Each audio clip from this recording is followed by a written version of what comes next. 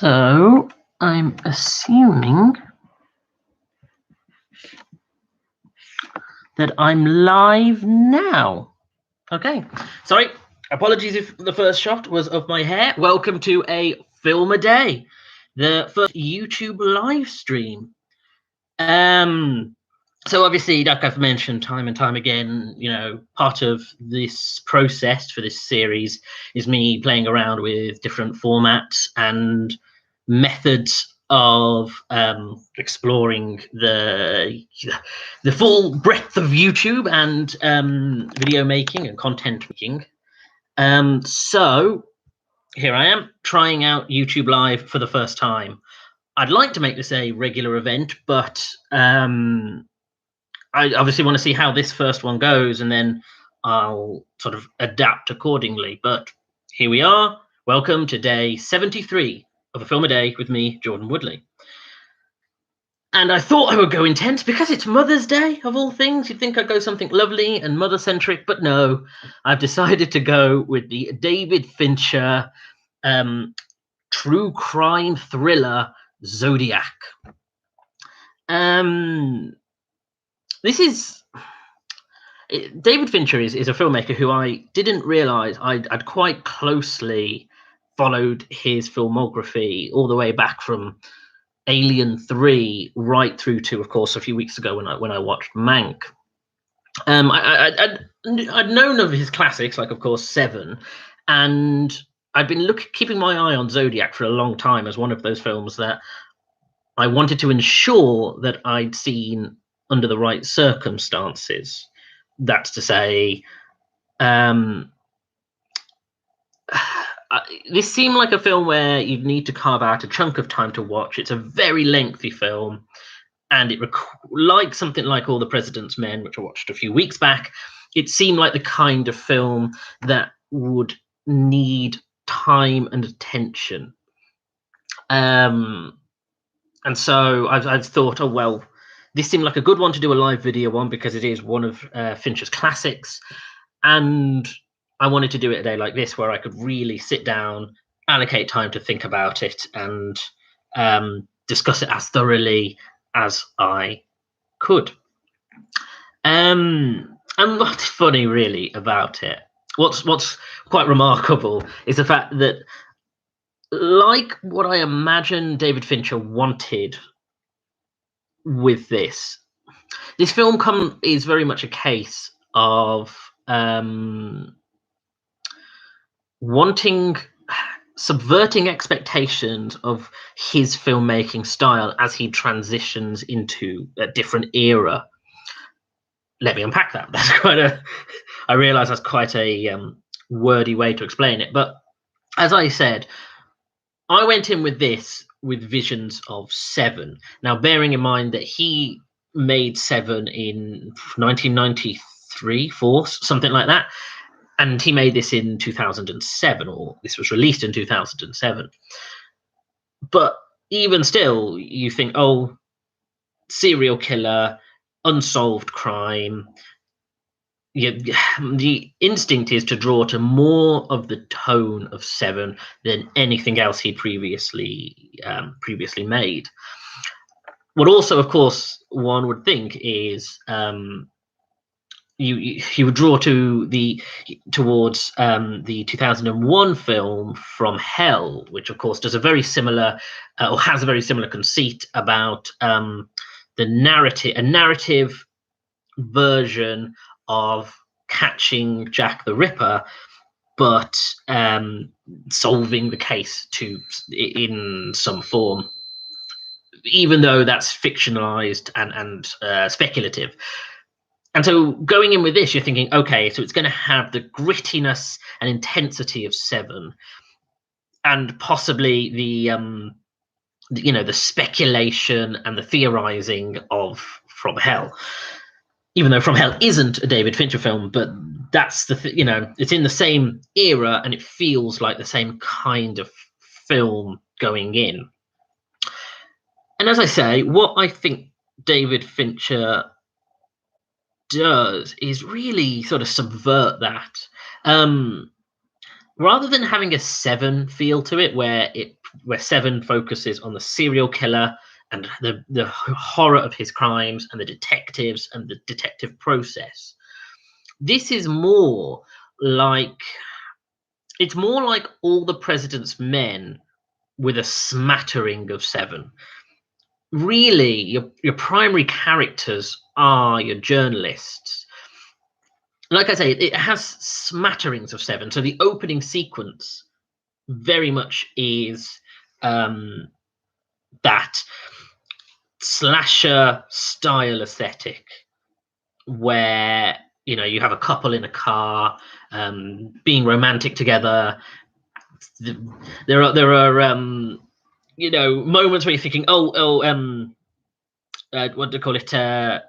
False jump scares that you think, oh, maybe this is it, and it's coming, and then it happens, and it happens in rather a low-key way, and rather than being brutal in the way that that a slasher might be, it's very trying to be realist, insofar as it's just he shoots them and it's horrible, but it's not gory, it's not dramatic, it is just brutal. And that's the cold open that then cuts straight to our journalists and our the chronicler, who of course reported and were the primary focus for the Zodiac's letters, and this film definitely can be broken into different sections where it is doing different things. But the body of it, at least in the first act, perhaps through to the halfway point, it is very much All the President's Men, looking at how something like this, an unsolved serial killer, is reported, investigated, how they deal with information, and how they can investigate it further, or how they can prove what is fact and what is fiction, or what is someone who is some crazy person who's writing, who has nothing to do with the crime, compared to someone who is the actual Zodiac killer sending the letters in.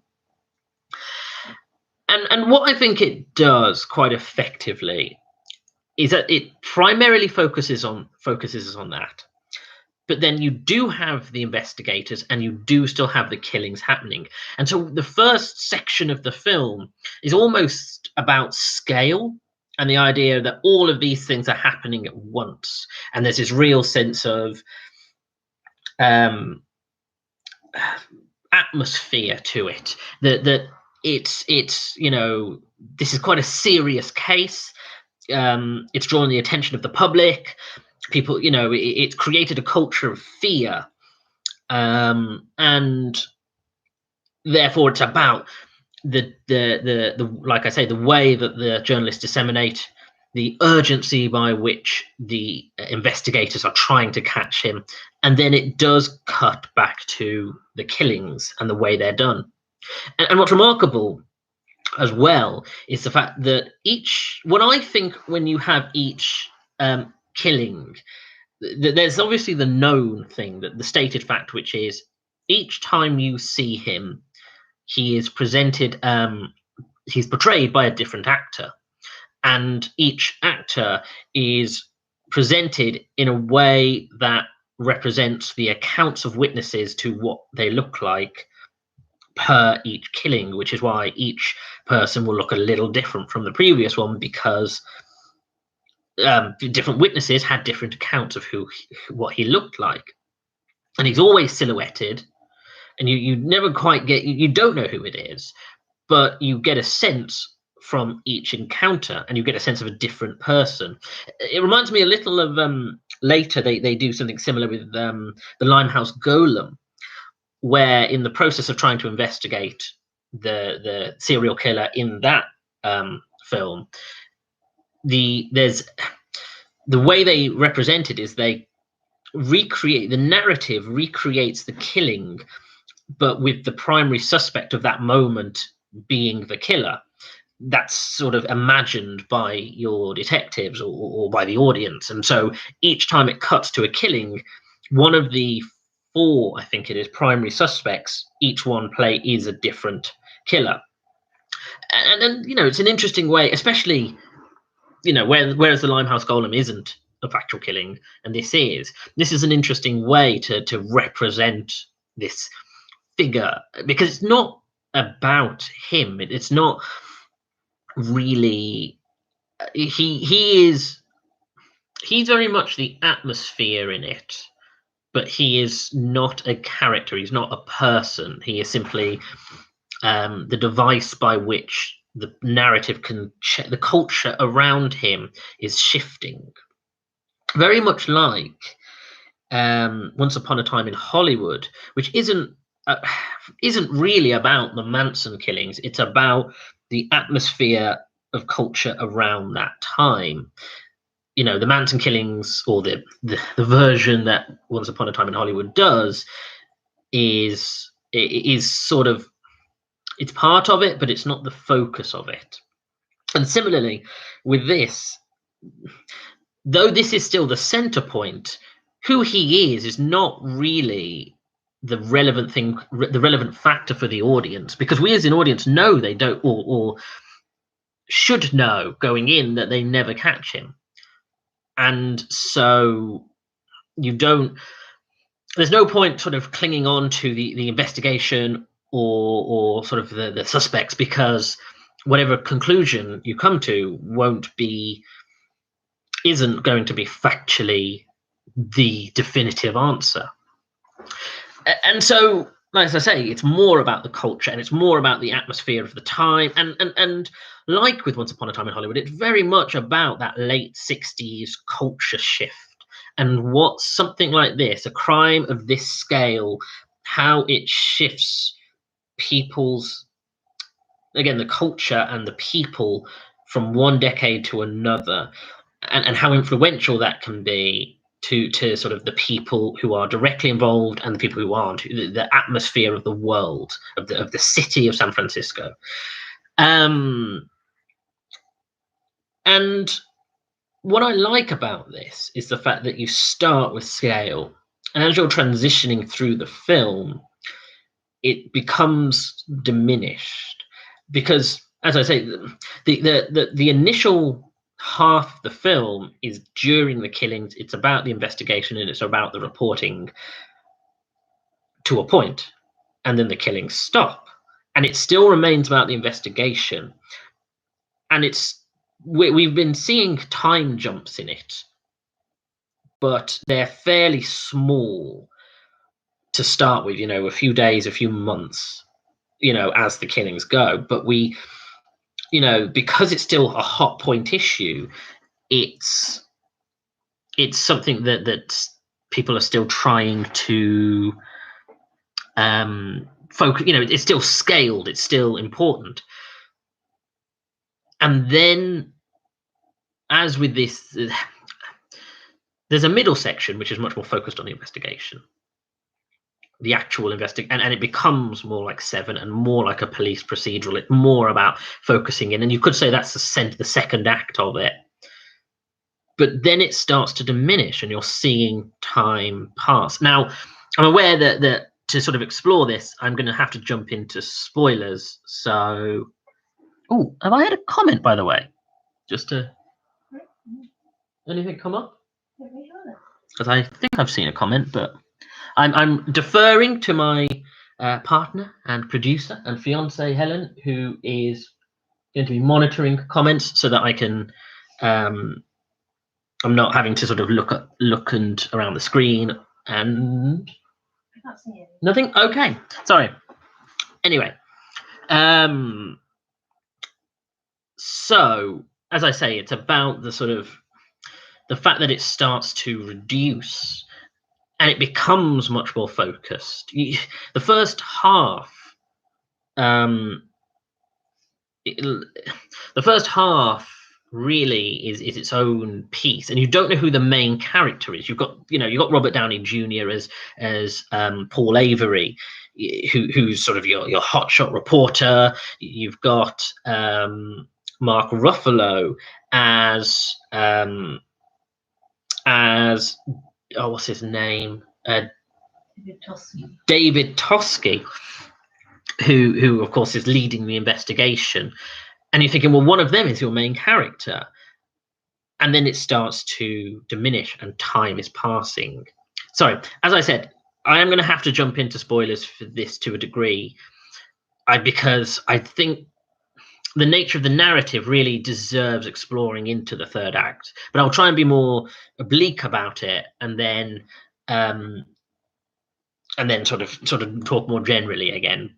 But what you get with this is you see what this does to them as people as time passes, and importantly, you also have Jake Gyllenhaal, who plays the person who would go on to write the book, Robert Gray Smith, who's a cartoonist during this time, and he is sort of your third protagonist. But what you then realize is he becomes your primary protagonist as time really starts to jump, and the narrative becomes much more focused on his character. And what you realize from the first half is the relationships that have been developed. He goes on a date. You see the toll it starts to take on Dave, and his the fact that his professional partner, his police partner, drifts away. You see, what you're realizing is it's more about the characters of these men, and therefore the atmosphere really starts to fade, and the film loses that atmosphere, and it becomes much more a dry character piece. And then even from that point, it starts to focus in on Jake Gyllenhaal's character, and the film becomes this journey of obsession and the erosion of something, the erosion of what something like this would do to someone. The fact that it destroys careers and marriages, drives people to addiction. It leaves this. It's about the shadow cast by the questions unanswered, and you follow Robert Graysmith as he becomes this half crazed person who is just obsessed with solving this crime, and time is passing, and it starts to really take its toll on him and his life and his family. And frankly, there comes a point when it just becomes irrelevant. Now, the film does state who it thinks the killer is. Like I say, there is a speculative element to it. My knowledge of the actual crime and the investigation is choppy. I do follow a podcast, and I will recommend this podcast. There, of course, there are many serial killer video YouTube channels and podcasts, but the one I'll recommend for the sort of true crime account is All Killer No Filler, which is presented by Rachel Fairburn and Kiri Pritchard McLean, who outline a much more factual account of the crime and the suspects and the kills, which to some degree I think the film really waters down. It keeps it very simple that he kills, he threatens to do much worse crimes, but the horror of what he does, if I remember correctly, in real life is more brutal, and the details are much darker than the film explores. Because again, as I say, it's not about that. It's more about the mystery. It's more about the ciphers, the clues, the ways that the reporters are trying to uncover and investigate alongside the investigators. And as I say, it becomes this character piece, and that's really what I quite like about it, because as I said at the beginning, David Fincher is subverting, because though we've had your David Finchers of Seven and Fight Club, this is really a transition point for him, when really the films he goes on to do after this are films like Benjamin Button, The Social Network, Gone Girl, which aren't your brutal thrillers or your psychological. I mean, Gone Girl, maybe a set aside, they're not really these more horrifying stories. They're much more about character pieces and relationships and the ways in which the interesting interplay between people in quite sort of mundane settings, I suppose. And if you follow his career right through now to Mank, you know, Mank is as far removed from Seven as you can get. And I don't think that David Fincher is done with his psychological thrillers and his interest in serial killers and sort of the horror of what that kind of mind is. But I think he's now just as interested in character pieces, in exploring things like sort of brilliance and fame and you know, like with Mankiewicz, like with The Social Network. It's and I think this film really marries those two things. It's, you know, because this is, like those films, a character piece about real people, and though, you know, it does possibly be go into hyperbole, and it does have to dramatize things that probably weren't quite as dramatic as it's presented. This is about, you know, is almost a biopic, just about people who aren't that well known. As I say, there's something All the President's Men about it. It's about these people who surrounded something important, though they themselves were just players in it. Yeah, I think it's an interesting film, as you can imagine. The shame, I think, for me about it is the fact that I don't think this is David Fincher's best. I think it doesn't have the grittiness of something like Seven or the intensity of Fight Club, and I don't think it has the style of something like Gone Girl. It's in that middle ground where what I feel like it's trying to do is start epic and stylized and sinister and creepy, and then starts to water itself down to a more standard character piece. And there are moments of tense tension and leaning back into the thriller, but I think it's much more plain than that. And I think the tone therefore doesn't quite work for me.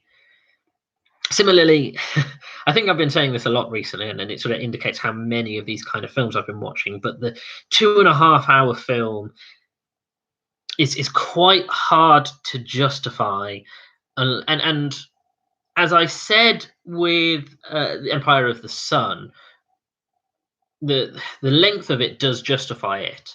And with this, I can see the rationale behind the length, which is that you need that sense of characters and you need that sense of time, but it just gets particularly once it draws away from the actual crime and it's more about the people, it starts to just drag that a little bit. And again, it gets heavy, and especially as the ending is quite, or at least the build up to the ending is quite mundane to some degree.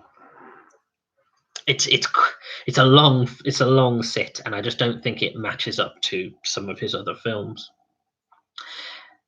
The only other thing, I suppose, is the fact that I can't not acknowledge that this has 3 Marvel Cinematic Universe alums with Robert Downey Jr., Mark Ruffalo, and Jake Gyllenhaal, who all are going to go on. You know, this is just before one than the other. I mean, Jake Gyllenhaal isn't even in the Marvel Cinematic Universe until last year.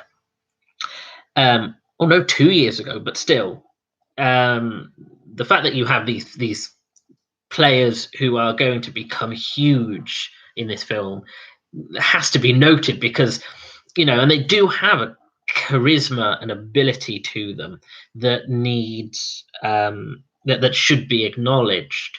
Particularly Jake Gyllenhaal, who I think really portrays a character who goes on a journey and goes through a real difficult and interesting arc. And Brian Cox, who plays this television presenter who the Zodiac killer becomes obsessed with at one point, which is funny, really, casting Brian Cox, and I wonder if it was sort of a choice, so a knowing choice, which is, of course, Brian Cox played Hannibal Lecter in the 1980s adaptation of Red Dragon. And I think that, I think the fact that he doesn't play anything like that, but it feels like a thing that they knew they were doing, particularly since this is about a serial killer. So yeah, I'm glad I've seen it. I'm glad I can add it to the collection, and I've almost finished watching almost every David Fincher film. So that's quite.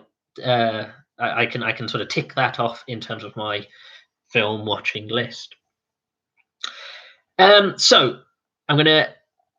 This is the end of the discussion on Zodiac, but as the title of my video indicates, I'm now going to do a very brief recap of my week for the film, so that all of this video can be essentially condensed into one lengthy video rather than me having to upload one in about an hour's time or something. So walking it back, the first film I saw this week was Snowpiercer. So Snowpiercer. This was a great opportunity for Bong Joon-ho to explore his style and his narrative in a Western filmmaking culture.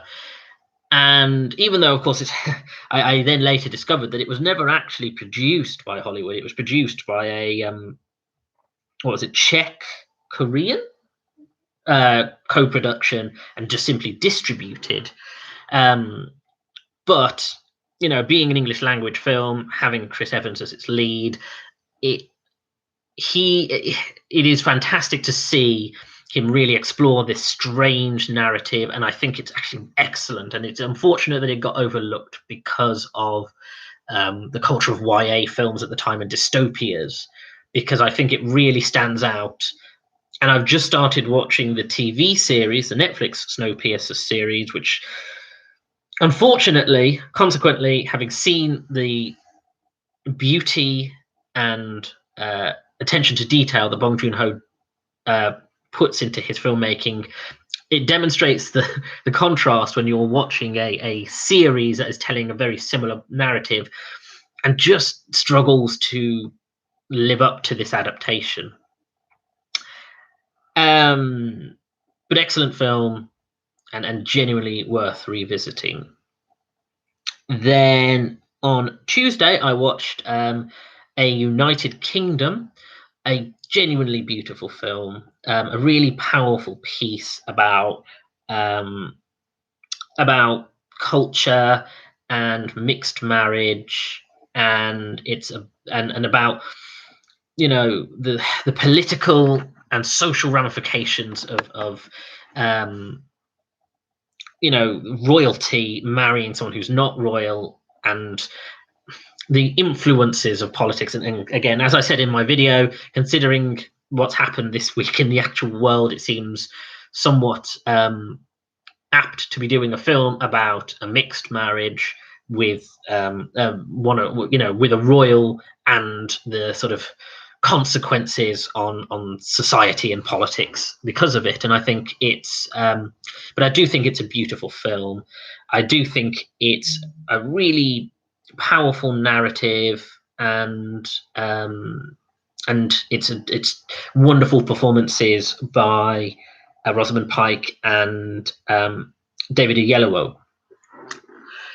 Then on Wednesday, I saw The Incredible Hulk, my continued Marvel Cinematic Universe revisit, which I was genuinely surprised by. I think it is actually very good, an underlooked film, genuinely well made, and fits in with the mold of the Marvel Cinematic Universe. It does have problems, particularly with Betty Ross and with the third act sort of CGI climax, but frankly, Edward Norton would have made an excellent Bruce Banner, and I'm glad that elements of it have bled into the Marvel Cinematic Universe. So very pleased and very pleasantly surprised. Thursday,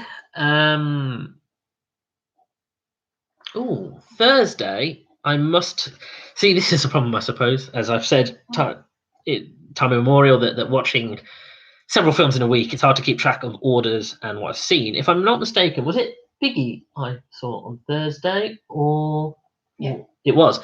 So on Thursday, I saw Biggie, I Have Got a Story to Tell, which is the documentary, which I think was an interesting character piece. It really showed a side of a Biggie Smalls that we didn't get to see from friends, from family, a real intimate portrayal of his character. And I think that's interesting. I don't think the documentary is, in filmmaking terms, I don't think it's that interestingly made. It's rather a standard documentary. There's nothing filmmaking wise that makes it stand out. But if you're interested in his character and you are aware of him already, and this is an interesting addition to that narrative. Then on Friday,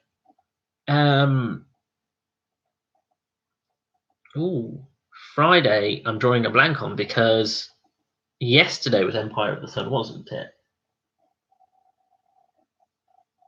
No. What was yesterday? So Friday was Empire of the Sun, which an extraordinary war film from a really a perspective on Chinese culture during World War II, on that side of the war, from the perspective of a child, and though that's been done quite significantly now, you could almost have its own subgenre of child trying to interpret war and horror, particularly World War II. I genuinely think this film is beautiful and well made, and Christian Bale gives this remarkable performance, this extraordinary performance, considering the fact he's only about 13 at the time. And I genuinely think this is a beautiful film, and well worth revisiting. Especially, I would put it up there as Steven Spielberg's amongst his work, although I think at the time I say it's sort of in the middle, considering the highs of Spielberg. But I do think standing alone, it is genuinely a beautiful and well-made film. Saturday, we had Hillbilly Elegy. That's the one that was slipping my mind, and not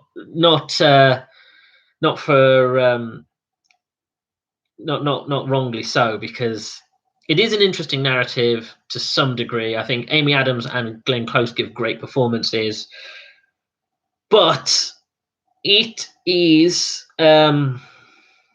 it's not particularly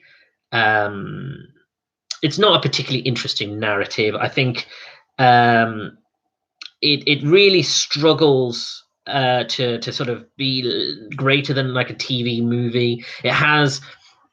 It's shot beautifully, and as I say, it has those good performances, but there's just something about the core narrative that's just quite weak, with a lead who isn't terrible. He's actually quite a good actor who I'd like to see in other performances, Gabriel Basso, but his character isn't the most interesting.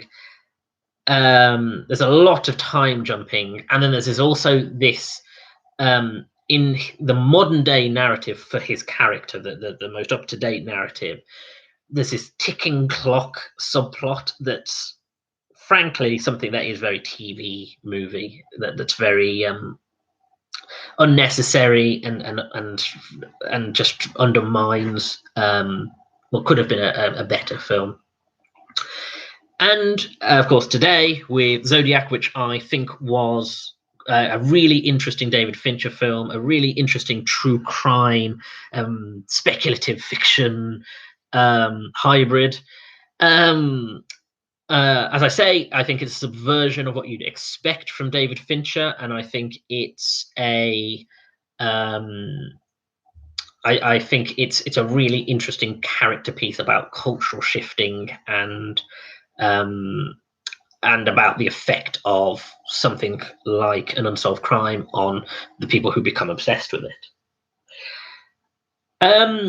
So I'm also additionally going to add the best of the week and the worst of the week. So this week, unfortunately, my worst of the week has to be Hillbilly Elegy, and my best of the week is going to be a tough one because I'm torn between two, and I'm going to say that probably the best of the week was Snowpiercer, although Empire of the Sun is pretty close second. I might have changed my mind in about 5 or 10 minutes, and again 5 or 10 minutes after that, who's to say? But I think Snowpiercer, just because of the demonstration of Bong Joon-ho's ability, and projecting what he will go on to do. So thank you for joining me. Again, the rest of the week we'll go back to normal videos. Thank you for joining me for my first live stream. As I say, this is a developing platform, so I'm not sure if this has worked or not. Time will tell. But if you want to go back to some of my other videos or continue to watch videos I make in the future, please subscribe to the A Film a Day channel. Please like and share this video, although this is quite a lengthy one, I imagine, so maybe not this one. Go back through some of my older videos, and please follow me on Twitter at Jordan_Woodley. I will continue to post new videos every day, and will share them on my Twitter page. Thank you for joining me. Take care.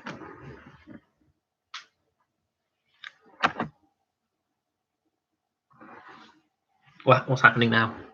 Is it?